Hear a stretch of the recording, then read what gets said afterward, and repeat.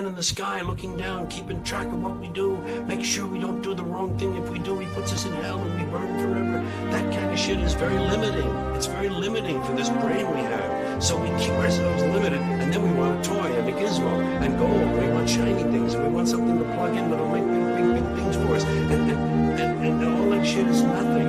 It's nothing. We gave it all up. And Americans who also had great gifts. When you take the theory of democratic rule, self-government, okay, they started off wrong. They owned slaves. They didn't let women vote. They didn't let people who didn't own land vote. Fine. They got off on the wrong foot. But the ideas were good. But we fucking blew that. We polluted it. We polluted it with this stuff, things, material goods, games, gizmos, toys, gadgets, having possessions. He's got a bigger truck. This is his truck. It's failing. I'm getting a new truck.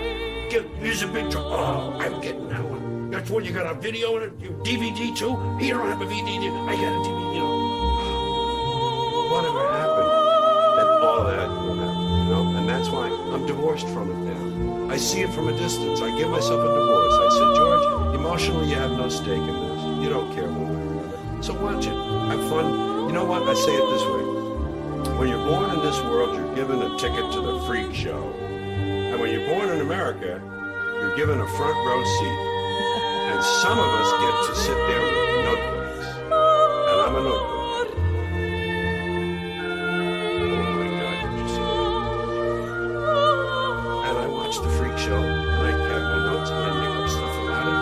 I talk about the freaks. The freaks are all human. They're like me. They're all the same. We're all the same. I'm not better. I'm not different. I'm just apart now. I'm separate. I'm over here because I put myself out of the mix. I don't have a stake in the outcome. I'm not a jerk for giving up. Oh, they say if you scratch a cynic, you'll find a disappointing idealist. And I would admit that somewhere underneath all of this, there's a flicker of a flame of idealism that would love to see it all change. But it can't can't happen that way. And incremental change, it just seems like a pile of shit is too deep.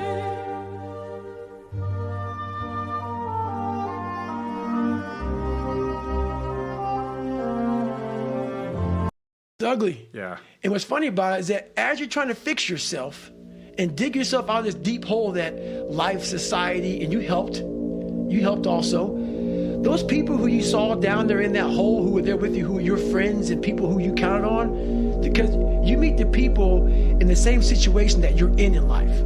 Those people become your friends. And the second you try to get out of that situation and become better, those people are in that grave, in that dungeon, just yanking at your heels, man, saying, get the fuck back. Oh, no, come on back here, motherfucker. Yeah. You ain't gonna make me feel like shit, right? You getting out of this hole. Who the fuck do you think you are? So I get that all the time now. People would constantly remind me of who I used to be back in the day. And they always come out of the woodworks, man. Versus my It's still God. happening? You know what? When you come from a small town, and you come from a place that a lot of people don't want to come out of it and get out of it, and all you want to do is become somebody, small town mentality is a real mentality. You've got to be able to get out and let your mind see open-mindedness. Because a small town, what it does to you is it closes your mind. Completely closes your mind. Not everybody. This isn't everybody. A lot of people. You have to be able to go out there and create open-mindedness. You need space. You need space to see the world. Like a lot of racism, a lot of ignorance in the world, it comes from people not being out and seeing other things, seeing other people, seeing all kind of shit. But that's why we judge so harshly, because our minds are so closed to the reality of life. Period. Have you been back to Brazil? I went back to Brazil a couple of times, and I have nothing wrong with Brazil. Because once again, another thing about growth is you can't hold on to hate. You can't hold on to hate. And see, once you take a different step, so I had to take a step out of my life, because once you're in that hell, that's all you see is what's in front of you. When I stepped out of it, I saw Brazil very differently. There were a lot of great people in Brazil. Some of the best people I knew were from Brazil. But when you're in hell, all you see is a little patch in front of you of the kids that are calling you nigger, of the people that spray painted nigger, we're going to kill you on your car. People put that shit in your locker. People put that shit on your notebook in Spanish class. That's all you see. You didn't see that. My God, a lot of people fucking like me here. So once you take a step back and see the reality of the true ignorance that you're dealing with from a small group of people, that's when you get growth. because, I went through a phase in the book I talk about, man, I was all about black and only black when I was a junior in high school because I was so beat down. I was the most ignorant I've ever been in my fucking life when I went there. I totally took everything, all the hurt, all the pain, and just put it in one fucking filter. I gotta find people who look just like me and act just like me to find acceptance. That when you were doing the crazy haircuts. That's just the turning crazy your pants haircuts. around, Watching Malcolm X video every damn night when I went home and shit. Yeah. So the last time you were here, we kind of recapped your story chronologically, and I don't want to spend a lot of time on that, but there's a lot of new people listening, so I think it's worthwhile to kind of catch people up on exactly who is David Goggins and where you were, where you came from, what you endured, and how you arrived at this place. Is there a way to do that concisely? I can do it pretty quick, I guess. I was born in Buffalo. My dad was owned skating rinks, owned bars, and he was a very insecure guy. He was an alcoholic. He used to get women for favors. So my dad, I'm not saying he's a pimp. I always say he's a pimp because that's how I look at it. My mom said the proper way to say this is that your dad used to get women and he would exchange women for favors. So there you go. That's pretty much He was a pimp, right? He was a fucking pimp. So basically, that's my dad. He was a guy that didn't care much about anything but himself. But he was kind of a baller in your community, He was a big baller, right? Knew O.J. Simpson big time. Knew all the Buffalo Bills. Him and Rick James were best friends. Wow. So we had two different sides. It was the side that everybody saw, which was the side of this man. Your dad is so damn cool, man. He's awesome.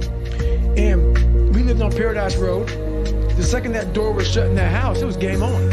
The real him would come out. So it was a perfect Jekyll and Hyde. So when you're born into that at a young kid and like you're getting beat for no reason, I'm not, whippings are whippings, man. But this guy would beat you for no reason, just because he was drunk, just because he saw you do whatever. It's like kind of like the reason why most of this wildlife exists in the first place, a lot of it was wiped out in the early 20th century from what they call market hunting. In the late 19th century, early 20th century, they didn't have refrigeration, and it was hard to get food, and we didn't have the same sort of large-scale agriculture that we have today. And so when someone would want meat, somebody would either have to hunt it for you, and you would go to the market and get that hunted food, or you would go out and do it yourself.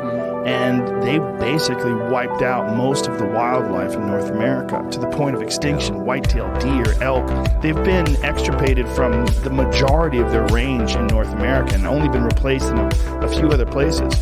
But the places where they've been replaced, it's all through money that was generated through hunting tags, all through billions and billions of dollars. There's a thing called the Robertson-Pickman, I think that's what it's called, Act, where 10%, if you buy hunting gear and equipment, 10% of that money goes to habitat restoration, making sure that rangers and forest people get funded. So there's the Fish and Game Department gets funded, and also population conservation, making sure that the populations are healthy, repopulating certain areas with elk and deer. And this has all been done through the money that's generated through hunting. Yeah, I can see that looking at my own feelings towards it, I can see that there's I'm bringing a sentimentality to the idea of animals that's like anthropomorphic. Yes. Like I'm like, oh, you can't kill that. What about its babies? Mm-hmm. Like I'm thinking about things like that.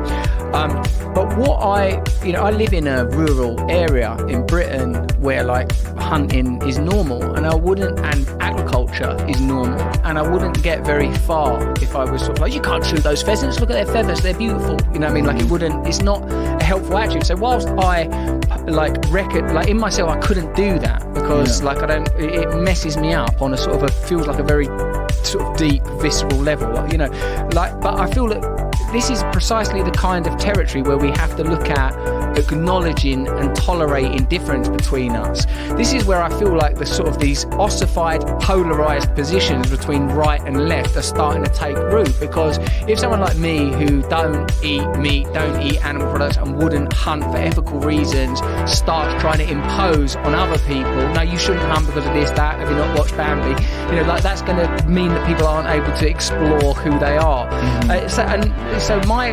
I've let go of judging people around things that I don't agree with, because I reckon I don't know everything. You know what I mean? This is about my morality. It's about how I behave. And if people said to me, I'm thinking about going hunting, I'd go, well, these are my feelings about it. However, though, I just heard that hunting does contribute apparently to the survival of some species, and there is an argument that it's quite natural and indigenous, and it's probably a way of getting in contact with who we are. Originally, as hunting people, it's an important part of our anthropological history, and possibly a lot of the condemnation of hunting is part of the rejection of who we used to be as we become overly civilized and more detached from what it is to be human, whether that's sacred or pragmatic. We don't know what human beings are anymore. We reject our own sexuality, we reject our own bodies, we reject, we're trying to turn ourselves into these sort of cyborgs, these emotionless, sexless, meaningless creatures. Where is our passion? Where is our connection with the sacred? They would go, hold on, I only asked you about hunting. When are you going to stop talking? Never. You gave me an in, I will pummel you with my belief system on all things. So I don't feel like that ain't where I get into judging people. But I'm interested as well with this. I keep bringing up the subject of DMT. What I want to know about is because I'm obviously a person in recovery. I don't drink, I don't take drugs, haven't done for a long time, and I recognise for certain people that they can't do it safely. Psychedelics and hallucinogens seem to me exist in a realm outside of that, because they're not pleasure seeking. They seem to me like it's a spiritual portal. However, I'm a crafty bastard when it comes to this stuff, and I'm always looking for an in. When I see your cannabis treasure trove over there, I mean that is as you said, like Raiders of the Lost Ark stuff, and I'm holding in my hand now the CB